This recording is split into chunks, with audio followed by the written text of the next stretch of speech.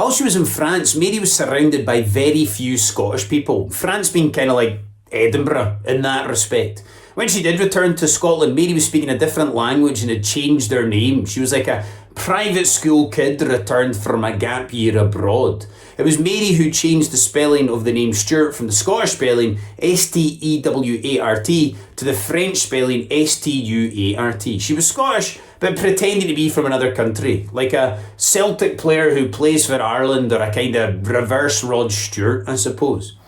And Mary, as a teenager, she was being heavily exploited by her powerful uncles, Francis the Duke de Guise and Charles the Cardinal of Lorraine, Machiavellian-type characters. They were influencing and advising Mary, taking advantage of her immaturity, her inexperience and still underdeveloped intellect to promote French interests.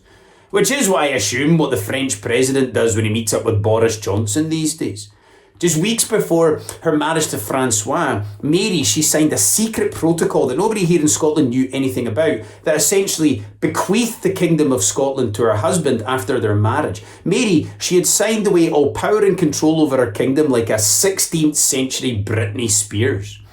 The French king, Henri II, he wanted to use Mary's Scottish crown and her strong claim to the English throne as well to exert French influence over the entirety of the British Isles, which would have been quite something had he pulled it off, you know? I mean, imagine that. Imagine if we had a French royal family as opposed to a German one. It'd be quite something. But Henri II, he died of wounds he sustained while jousting in 1559, which, you know, if I could see if the Queen was to go back to jousting after having COVID, then I'd doff my cap to her then, I can tell you.